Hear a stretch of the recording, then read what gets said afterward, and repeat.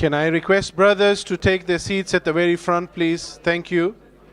We want to start now. Thank you, Ahsan.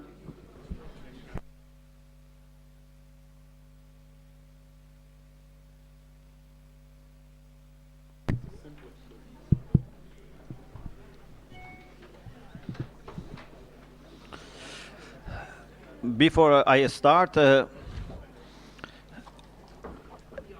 this lesson might have some terminology which are new for you. So even when I am talking, if there is a word that you don't understand, you can ask me.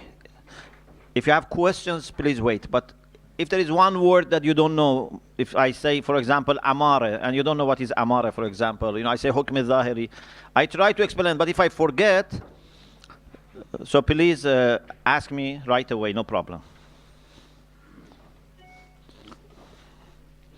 So what we are going to do is, inshallah, we are going to talk about Suq al-Muslimin, Muslim market. So in this book, you will have it, but right now, you can listen, but only for the hadith that I'm going to say. Some of them, you find it on page 10 and 11. 10 and 11.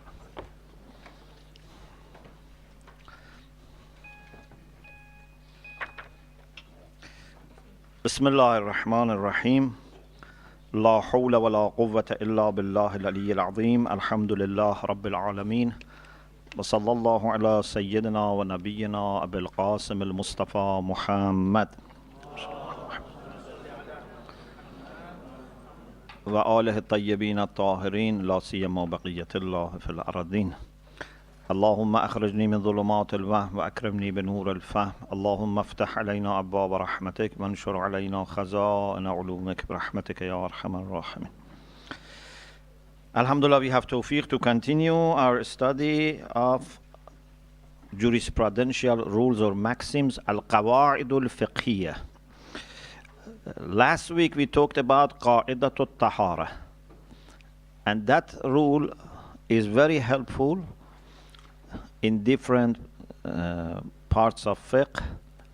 We use it. The idea was that unless you know something is najas, you can practically assume that it is tahir. But if you know it is najas, no. Or if it was najas before, then qa'idatul istisab says you have to continue. That's different. But if you don't have any knowledge about this thing, it's the first encounter, you don't know it is tahir or najas, you assume that it is tahir. And we discussed this. Some people ask me, does this apply also to meat?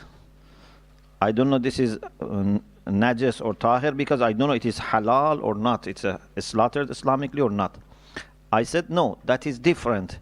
So today we will answer that question. The rule that we have today is qa'idatu suq al-muslimin. Suq means bazaar, market. Muslimin is Muslims.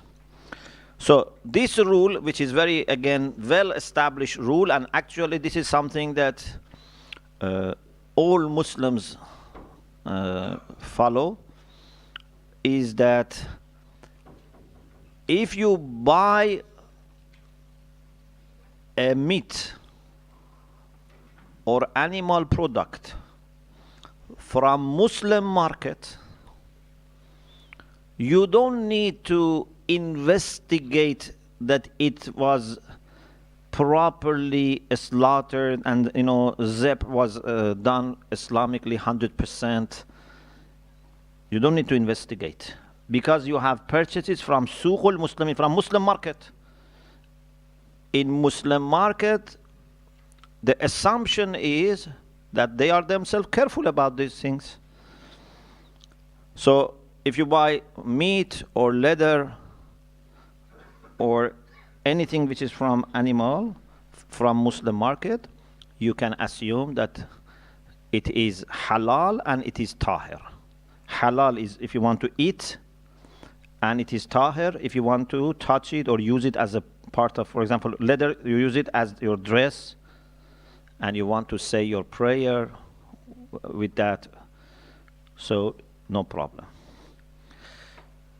There are some hadiths that fuqaha refer to, but also there are other reasons that we can have, especially Siriya Mutasharri. I will explain later. But first, we start with some hadith. There is a Sahiha from Halabi, from Imam Sadiq alayhi salam, authentic hadith.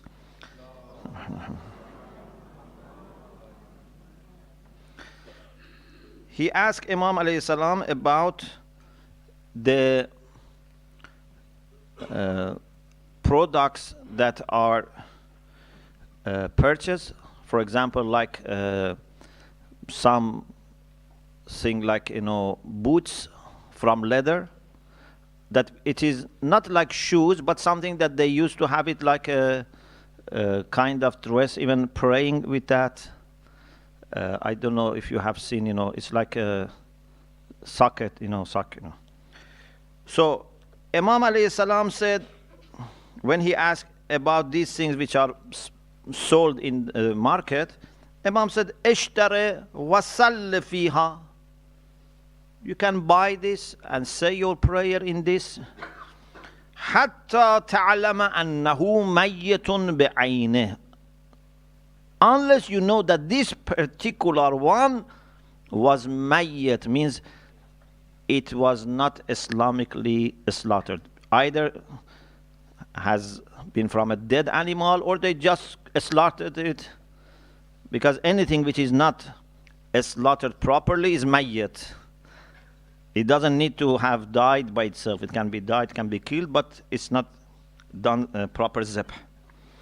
So if it is purchased from souk, from market, you may say, this doesn't say which souk, which market. But with the help of other hadiths, we realize that this is Muslim market, because it says as-souk. This alif and lam is for ahd, means the market which they had. And you know, by the time of Imam Sadiq alayhi salam, there were no mushrikeen. They were all Muslims. So that market was market of Muslims. There is another Sahihah that Fudail and Zurara and Muhammad ibn Muslim, three of them, ask Imam Baqir alayhi salam, and shira' al-luhum min al-aswaq, buying meat from markets. Wala yudra ma sana' al-qassabun. You don't know what butchers have done. Have they done zeb properly? They observed qibla, everything, or not? Imam Baqir alayhi salam said, Kul means eat. Kul idha kana dhalika fi suq al-muslimin. Eat if this is in the market of Muslims. Wala tas'al an. Don't ask. Means you don't need to ask. Okay? It doesn't mean that if you ask it's haram. But it means that you don't need to ask. This nahy is not for prohibition. This nahy is for removing obligation. So when someone thinks that something is obligatory and say don't do it, means you don't need to do it. It's not that it's haram. So Imam says, Kul, eat if it is fi suq al-muslimin, in the market of Muslims, and you don't need to investigate. So if we go to a Muslim bazaar, a Muslim market, and we buy meat, we assume that this is halal. We can eat, we can touch, we can have it for prayer, for example, you know, if it is leather, whatever with us. Another hadith is Sahihatu Ahmad ibn Muhammad ibn Abi Nasr al-Bazanti. It's also authentic. He says, Sa'altuhu. He doesn't say the name, but ulama say someone like Bazanti never quotes from anyone other than Imam. So it must be Imam, although it is Mursaleh, but it is reliable. سألته عن الرجل يأتي للسوق فيشتري جبة فراء لا يدري أذكية هي أم غير ذكية أيصلي فيها. I asked Imam alayhi salam about a person who comes to the market and buys a leather cloak, a jubba from leather. And he doesn't know it is dhakiya. Dhakiya bidhal from tazkiya means zibh. He doesn't know this leather is from animal which was slaughtered properly or not. Can he say his salat in this dress? Because if it is not Islamically properly, slaughtered, it becomes mayyit, and meat. You cannot have meat as dress with you when you are praying. Okay? If you have a leather which is from meat, you cannot have that as a belt or as a coat or as a jacket or whatever. Imam alayhi salam said, Na'am. He asked, Ayusalli fiha? He can say his prayer? Imam said, yes. Laysa alaykumul mas'ala. You don't need to ask. Inna Aba Ja'far alayhi salam kana yaqul. Then Imam alayhi salam quotes from Imam Baqir. Inna al-khawarij ضيقوا على أنفسهم بجهالتهم. Khawarij made life difficult for themselves because of their ignorance. They kept questioning and asking, finding out whether something is halal or not, making life difficult. إن الدين أوسع من ذلك. Religion is more accommodating, or you can say more inclusive than that. Means this Sharia of Islam is not something to make life difficult and miserable. Another Sahih is again from Bazanti and Rida alayhi salam, and he asked Imam alayhi salam again about these khafaf, this like sack from the leather that we don't know they are zaki or not. ما تقول في الصلاة فيه وهو لا يدري. What do you say about praying in them and he doesn't know? أيصلي فيه? Can he say his prayer there in this? Imam said نعم. Imam said yes. I also buy from market. I myself buy. It's not that I ask someone special to make for me. I also buy from market. وَيُصْنَعُ لِي. And sometimes it is made for me. So sometimes I buy from market, sometimes it's made for me. وَأُصَلِّي فِيهِ. And I say my prayer in this. وَلَيْسَ عَلَيْكُمُ الْمَسْأَلَةِ. Or even in the market, maybe they used to measure and tailor. But you don't need to ask. Another hadith is Ismail ibn Isa.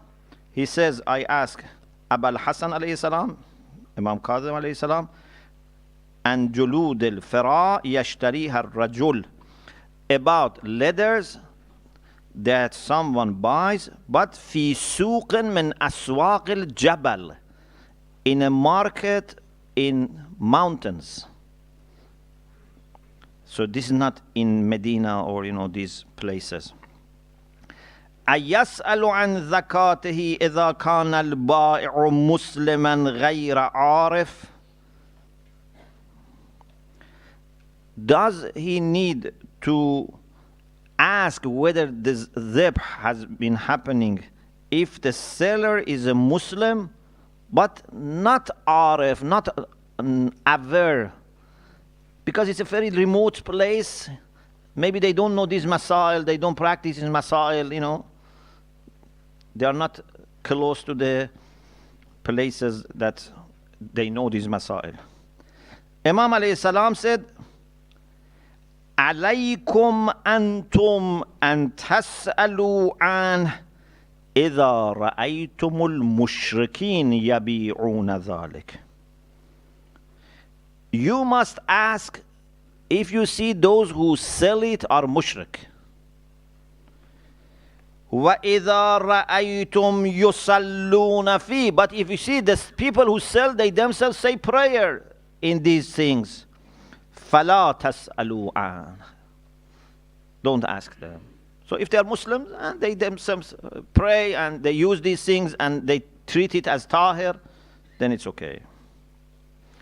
So there are many hadiths like this that confirm the possibility of relying on Muslim market. Of course, this cannot guarantee that 100% it is halal and tahir, but it is a facility, it's a rule that we can apply to make life going. Even we have some hadiths that, for example, Imam alayhi salam asked about, someone asked Imam about cheese. And sometimes they used to put in cheese something from animal. Okay, from the goats, for example, something like this. They call it anfah. And Imam alayhi salam says, I myself like cheese and I buy cheese from the market. Even in one hadith, Imam says, فَوَاللَّهِ مَا أَظُنُّ كُلَّهُمْ يُسَمُّونَ. By God, I am not thinking that all these people who are butchers are saying Bismillah ar-Rahman ar-Rahim. I don't think 100%. So we know that there is a great chance, there is great possibility that some of them may not be Islamically halal, if we want to consider reality. But we follow what we say zahir, we follow what is appearing to us based on evidence which is recognized by Islam. Another thing, inshallah, we will talk about it later. For example, as-salatu as-sihha fi fi'l al-Muslim. If a Muslim says that this dress which was najas or this carpet in the masjid which was najas, I washed it and made it clean.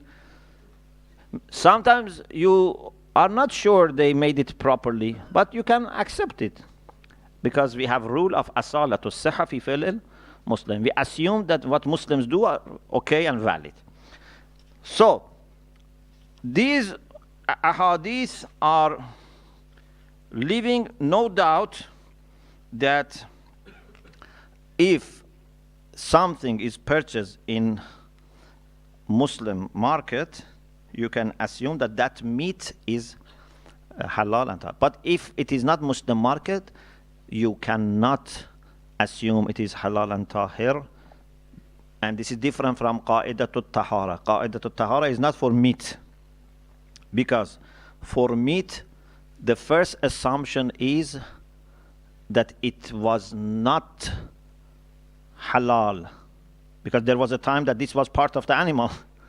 Yeah? This meat was part of the animal. This leather was part of animal. So we have asalatu adam at-tazkiyah. So the main presumption is that it was not halal, it was not muzakka. You have to prove. So for meat, we need to prove that it is halal and it is tahir. This is different from water, from, I don't know, dress, anything that we said. If you don't know, you assume it is tahir. This is a different issue. Okay. Then, in addition to this, we have also a hadith that it is interesting, and I mentioned this hadith. Muwassaq Ishaq ibn Ammar. As you remember, last time also we had Muwassaq. Muwassaq is the one that at least one of the narrators is not Imami, is not Shia, but is reliable. He says, I asked Imam alayhi salam And Imam alayhi salam said that if some letters come from Yemen or are made in Islamic land, you can use them for prayer, even if you are not sure. Then he says, قُلْتُ فَإِنْ كَانَ فِيهَا غَيْرَ أَهْلِ الْإِسْلَامِ. What about those places that has mixed population? If there are non-Muslims also there and they don't believe in zabh and these type of things, Imam alayhi salam said, إِذَا كَانَ الْغَالِبُ عَلَيْهَا الْمُسْلِمِينَ فَلَا بَأْسَ. If the majority of people in that land are Muslims, then again no problem. So this is about hadith. The second thing is siraya mutasharri'ah. This is a terminology that you need to learn. Sira here means practice, conduct. In fiqh and usul al-fiqh, we have sometimes siratul uqala, sometimes we have siratul mutasharri'ah. Siratul uqala means the practice of rational people, reasonable people. Whether they are believers or not, Muslims or not, religious or not, as rational people, they do this. For example, one of the rules that inshallah we will discuss later is qa'idatul yad. If someone is selling something, he has a book, he has a laptop, he has a mobile in his hand, or he is selling some fruit, some rice, whatever. Are you 100% sure that he owns it? Maybe he's not the owner. So what do? You need to investigate. You need to ask him to provide you with certificates and documents. No. All people, Muslims, non-Muslims, when someone has control over something, has yad, hand, yad means hand, but means control. When someone has control over something and is selling, they assume that he is the owner. They don't investigate. This is siratul uqala, means practice of rational people. Okay? But sometimes we have siratul mutasharra'a, means the practice of religious people. For example, the issue of zabh is not for uqala, because uqala don't have the concept of zabh as a requirement. Part of uqala, not all uqala, part of them which are Muslims, they have this requirement. Yeah, it's not that every aqil has this. Some uqala, because they are mutasharri', they have this. So siraya mutasharri' means the practice of religious people. Okay. Please remember this point. It's not in the book here, but it's a very good point you should know. If we know something is siraya uqala, how can we understand from that Islamic ruling from siraya uqala? We say, because Shari'a Muqaddas, Allah and then the Prophet and Imams under Allah, they themselves were uqala. So if you can establish that this was done by uqala up to their time, and they didn't stop, they didn't question, they didn't object, then we can act according to siraya uqala. So if siraya uqala is without rad'a, without prohibition of Ahlul Bayt, then it is a sign that it is approved by them. So there are two conditions. One is to make sure that this siraya uqala was at that time. Even people at that time used to do this. Secondly, that there is no objection to it. But for siraya mutasharri'a, you don't need to prove that there is no radar, because sirah mutasharri'a means the religious people. So religious people, whatever they do, must have originated from instructions received from Prophet and Imams. So if you can establish that something was done by religious people in the time of Imam, then that's enough. This issue is an issue that we are sure that from the beginning of Islam was the practice of all Muslims, that they used to go and buy from butchers, from market things, and they didn't ask for proof.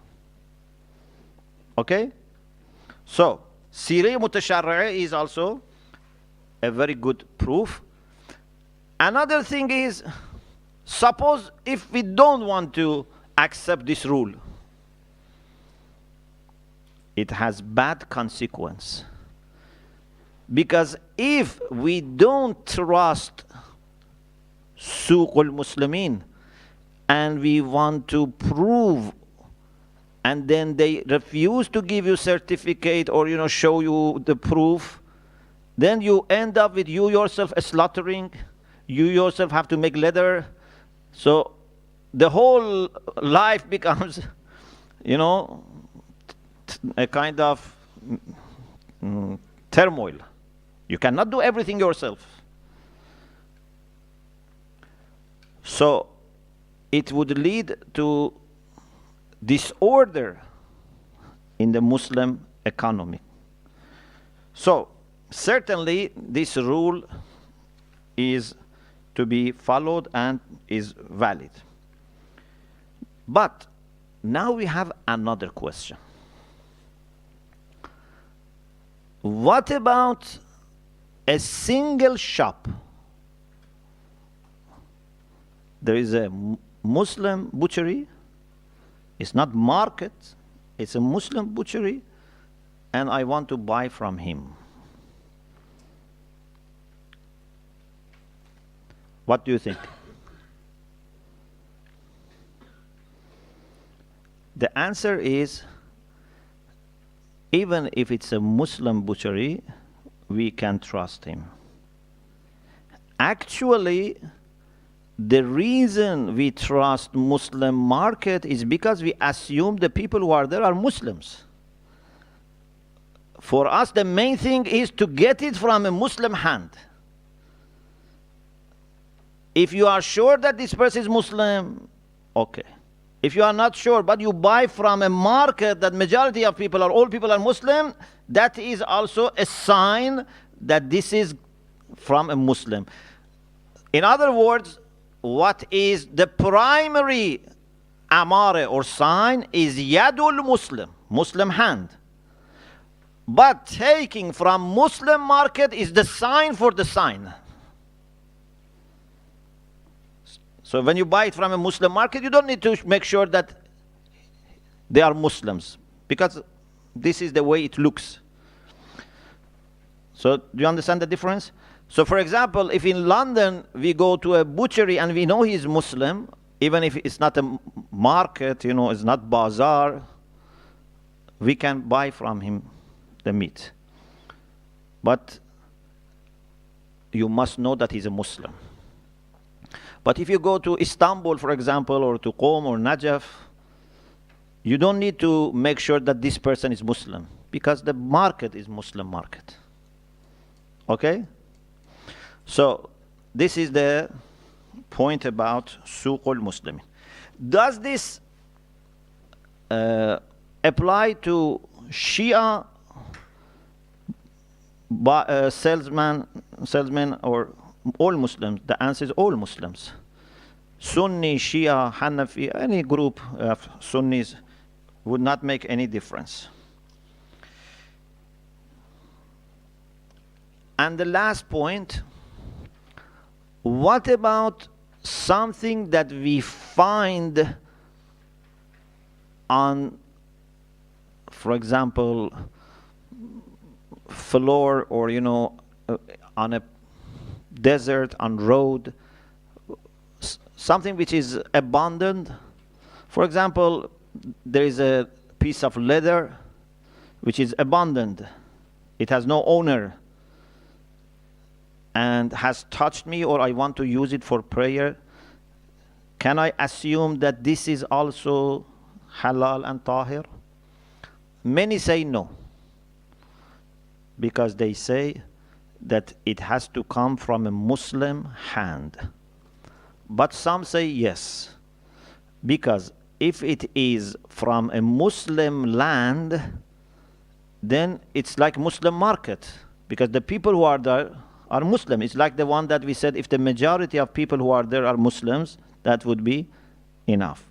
So ulama here have different opinions about something which is found abundant or left, and you don't know who made this. Okay, so I think alhamdulillah we covered what we wanted to say. Just I want to mention something that some ulama had a fatwa that, because most of fuqaha and maraji, they say that hilliya of meat and tahara of meat are coming together. So if you are not sure this is done with proper zibh, you cannot eat, and it is najis. But the late Ayatollah Khui had a different view.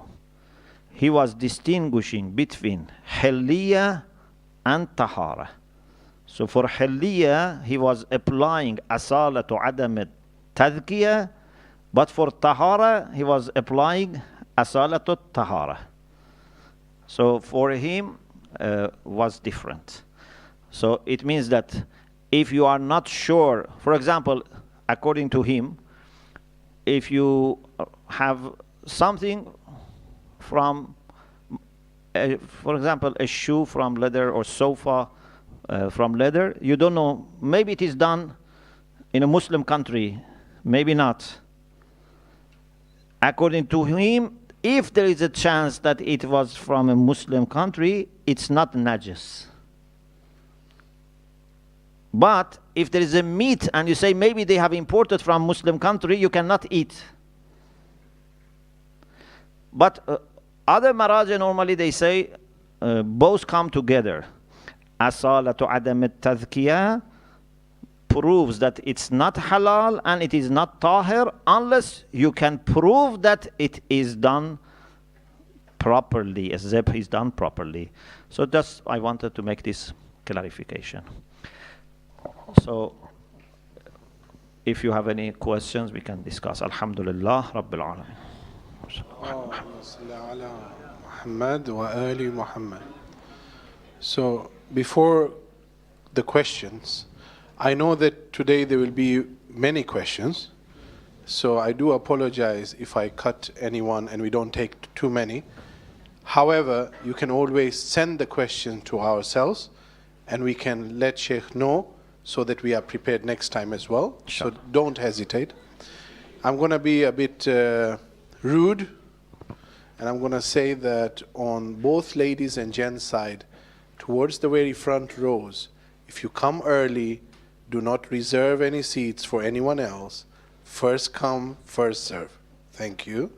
And also on the gents side, at the very front, there are beautiful, beautiful places at the front to take and occupy first. So please do occupy them in the very beginning. Ahsan.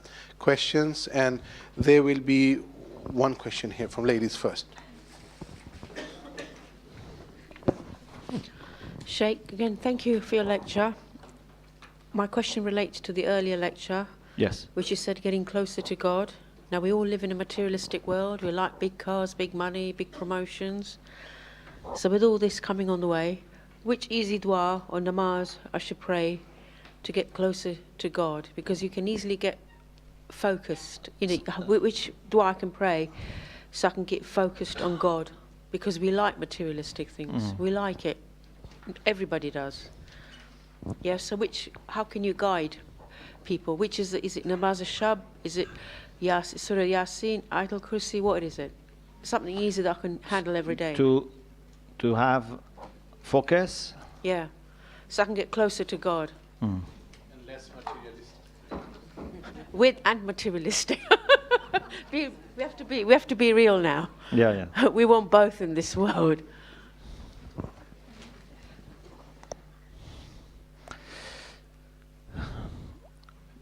This is not something that one dua or one action can solve it, but few things can help.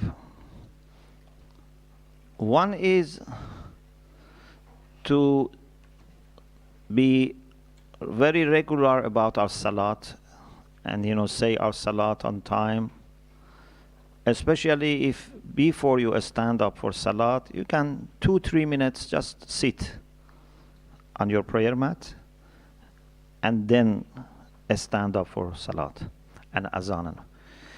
If you are regular, then this would help. Another thing is, if we can have some moments every day, just you and Allah subhanahu wa ta'ala,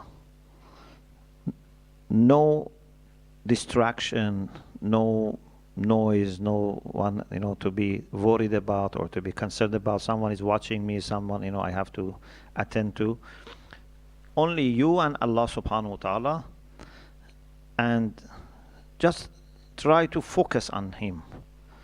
Maybe do some zikr, but something that helps you to concentrate, not something that distracts your mind. Something easy and simple that you understand and you can focus on. This would help a lot.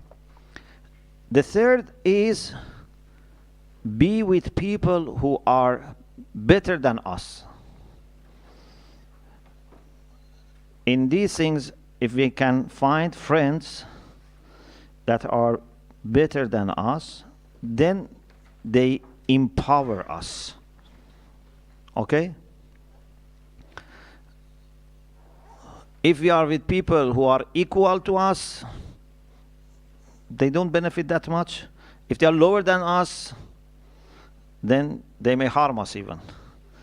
But if they are better than us, so among friends, in community, try to find good people and be with them.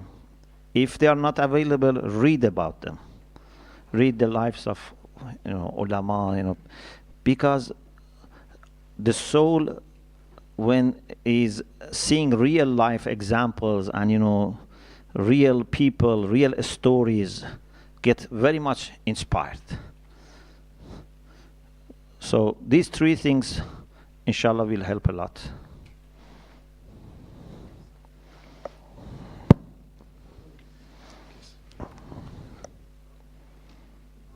Assalamu alaikum wa rahmatullah. Just a quick one. How do you define who a mutashariya is in terms of a definition, who they are? Means religious people, practicing Muslims, the people who say prayer, the people who fast. Just they don't need to be very high quality Muslims. Means religious people who pray, who fast, who bother about halal and haram, tahara and najasa. We're going to have 2 more questions, and next time, inshallah, we'll keep more time. I already saw 1 hand, in fact 2 hands on the gents, but can I have ladies first? Yes, please. Assalamu alaikum. Assalamu alaikum. What about, you talked about if you buy meat from a non-Muslim, Yeah. and they say it's halal. So what about that? Is that okay? So if you buy from a non-Muslim, then you have to be sure that it is halal. If you buy from a Muslim, you don't need to make sure. The responsibility would be on that person. Okay? But if you buy from a non-Muslim, then you have to be sure. If by him saying that this is halal, or by putting, some label, if you are sure, it's okay. If you can be sure.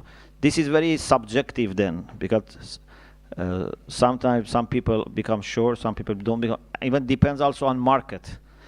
For example, in some countries, maybe they are very strict, and if someone put a fake label, they are worried that they will be fined. In some places, they are okay. But even here, you know, sometimes what they do, they put halal label, but they say it's imported. So you have to be careful. Because if it is halal label and it's in UK registered, you can be more, you know, sure. So, if you buy from non-Muslim, you have to be sure that it is halal.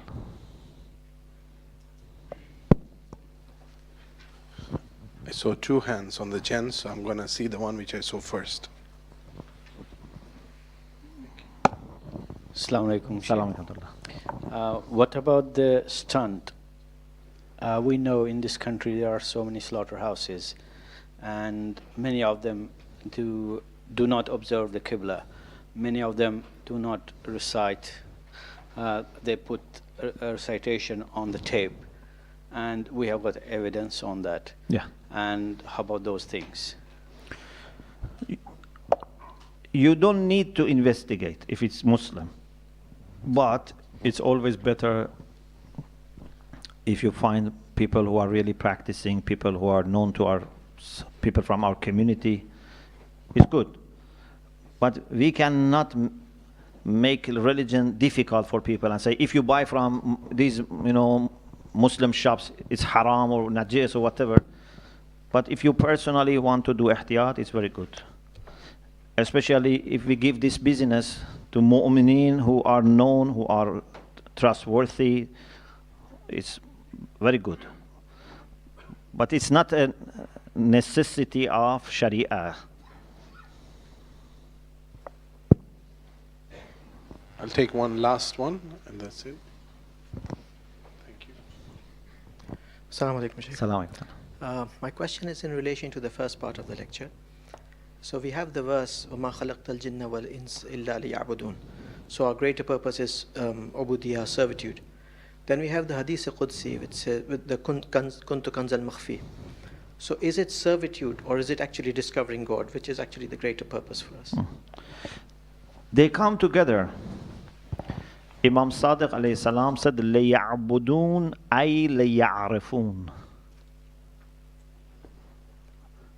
So, because to serve Allah means to know Him. If you have that ma'rifah which we talked about, then it's impossible that you disobey Him.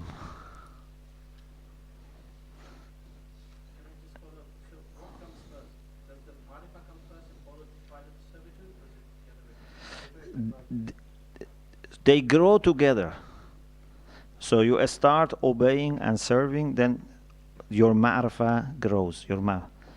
Then when you have a strong ma'rifah, then obedience becomes natural. So first is taklif, but then it becomes desire. Yes? Yes. You know, it's like sometimes you have a guest and you are busy, or you know, you don't have enough money, or you don't love him that much, but you know that you must respect your guest and you provide him with food. But sometimes you love someone and say, you know, please come to my home, be my guest, and I want to give you food. So in both cases you give food, but one is just out of obligation, one is as an opportunity to show your love. It's very much different. Or sometimes I use this example. I say, sometimes, for example, you know your in-laws are coming to your home, for the sisters, so you try to make home clean. But you know, are not very happy and you try to do things minimally and maybe hide some of the things, somewhere that they don't go. But if you know that someone that you love, like for example, inshallah Imam Mahdi is coming to your home, you passionately clean everything, even you go outside and up to the main road, maybe you try to clean, no rubbish should be there. You do perfect job with love. But in the first case, you do minimal job with no interest. You feel tired, and hate yourself. Why I have to do these things,